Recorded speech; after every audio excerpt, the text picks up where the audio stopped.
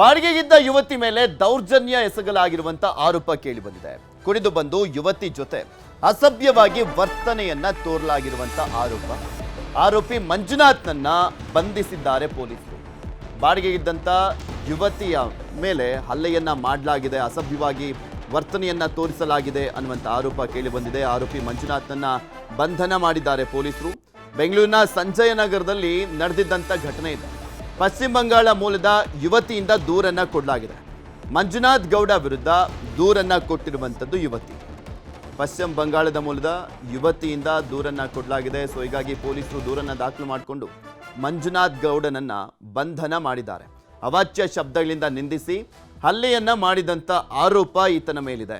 ಸಂಜಯ್ ನಗರ ವ್ಯಾಪ್ತಿಯ ಅಪಾರ್ಟ್ಮೆಂಟ್ನಲ್ಲಿ ಈ ಘಟನೆ ನಡೆದಿರುವಂಥದ್ದು. ಡಿಸೆಂಬರ್ 3ರ ರಾತ್ರಿ 10:30ಕ್ಕೆ ನಡೆದಿರುವಂಥ ಘಟನೆ. ಮಂಜುನಾಥ್ ಎಂಬಾತನಿಂದ ಸಂಗೀತಾಗೆ ನಿಂದಿಸಲಾಗಿದೆ, ಹಲ್ಲೆಯನ್ನ ಕೂಡ ಮಾಡಲಾಗಿದೆ, ಅಸಭ್ಯವಾಗಿ ವರ್ತನೆಯನ್ನ ಕೂಡ ತೋರಿರುವಂಥದ್ದು. ಈ ಸಂಬಂಧ ಪ್ರಕರಣವನ್ನು ದಾಖಲಿಸಿಕೊಂಡು ಆರೋಪಿಯನ್ನ ಬಂಧಿಸಿದ್ದಾರೆ ಪೊಲೀಸರು.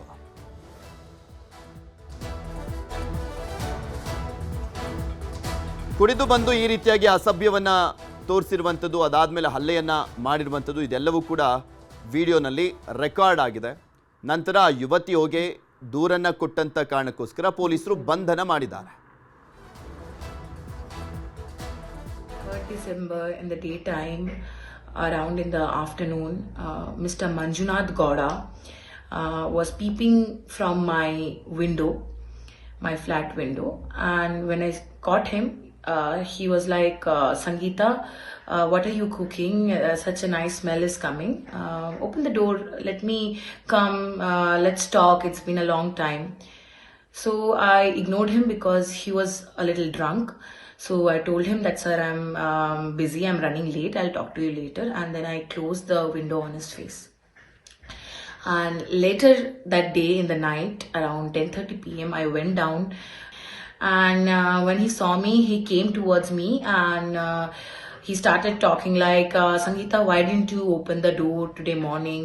I'm trying to be your friend. Let's be friends. We stay in the same apartment. We can be very good friends. And he started saying, who the hell do you think you are? You stay in my apartment, in my building, and you show me attitude and you are not opening the door for me. I will not let you come inside this apartment. This is my building. I can do whatever I want to do. And then he closed the main door, main gate of the building. That's when I also got really angry, and then I asked him to open the door, and I told him that I pay rent, so I shouldn't be facing all of this. And if he wants, ಈ ಬಗ್ಗೆ ಇನ್ನೂ ಹೆಚ್ಚಿನ ಮಾಹಿತಿಯನ್ನ ಕೊಟ್ಟಿದ್ದಾರೆ ನಮ್ಮ ಪ್ರತಿನಿಧಿ ಮುನಿರಾಜು. ನೋಡ್ಕೊಂಬರೋಣ. Gate ಬಳಿ ಪಾರ್ಸೆಲ್ಗಾಗಿ ಕಾಯ್ತಾ ಇದ್ದ ಯುವತಿ ಜೊತೆ ಅಸಭ್ಯವಾಗಿ ವರ್ತನೆ ಮಾಡಿದರೆ ಅನ್ನೋ ಒಂದು ಆರೋಪದ ಮೇಲೆ ಈಗ ಏನು ಈ ಒಂದು ಮನೆ ಮಾಲೀಕನ ಮಗನ ಮೇಲೆ ಒಂದು ಕೇಸ್ ಕೂಡ ರಿಜಿಸ್ಟರ್ ಆಗಿರುವಂತದ್ದು. ಈಗ ಸಂಜಯ್ ನಗರ ಪೊಲೀಸ್ ಠಾಣೆಯಲ್ಲಿ ಈ ಬಗ್ಗೆ ಒಂದು ಅನುಚಿತ ವರ್ತನೆ ಆರೋಪದ ಮೇಲೆ ಒಂದು ಎಫ್ಐಆರ್ ರಿಜಿಸ್ಟರ್ ಆಗಿದ್ದು ಪೊಲೀಸರು ಕೂಡ ತನಿಖೆಯನ್ನ ಮಾಡ್ತಾ ಇದ್ದಾರೆ. ಡಿಸೆಂಬರ್ 3ನೇ ತಾರೀಕು ರಾತ್ರಿ 10:30 ಸುಮಾರಿಗೆ ಈ ಒಂದು ಅಪಾರ್ಟ್ಮೆಂಟ್ ಅಲ್ಲಿ ಬಾಡಿಗೆಗೆ ಇರುವಂತಹ ಯುವತಿ ಸಂಜೆ ರಾತ್ರಿ ಬಂದು ಈ ಒಂದು ಗೇಟ್ ಬಳಿ ಒಂದು ಪಾರ್ಸೆಲ್ಗೋಸ್ಕರ ಕಾಯ್ತಾ ಇರ್ತಾರೆ.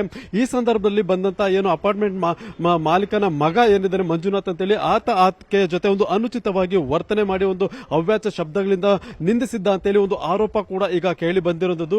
ಅದರಿಂದ ಈಗ ಆ ಯುವತಿ ಈಗ ಪೊಲೀಸ್ ಠಾಣೆಯಲ್ಲಿ ಒಂದು ಕೇಸನ್ನು ಕೂಡ ರಿಜಿಸ್ಟರ್ ಮಾಡಿದ್ದು ಸಂಜಯ್ ನಗರ ಪೊಲೀಸರಿಗೆ ಒಂದು ಎಫ್ಐಆರ್ ಅನ್ನ ದಾಖಲು ಮಾಡಿಕೊಂಡು ಈಗ ಆತನನ್ನ ವಿಚಾರಣೆ ಮಾಡುವ ಅಂದ್ರೆ ಪತ್ತೆ ಮಾಡುವಂತ ಕೆಲಸವನ್ನು ಕೂಡ ಈಗ ಮಾಡ್ತಾ ಇದ್ದಾರೆ.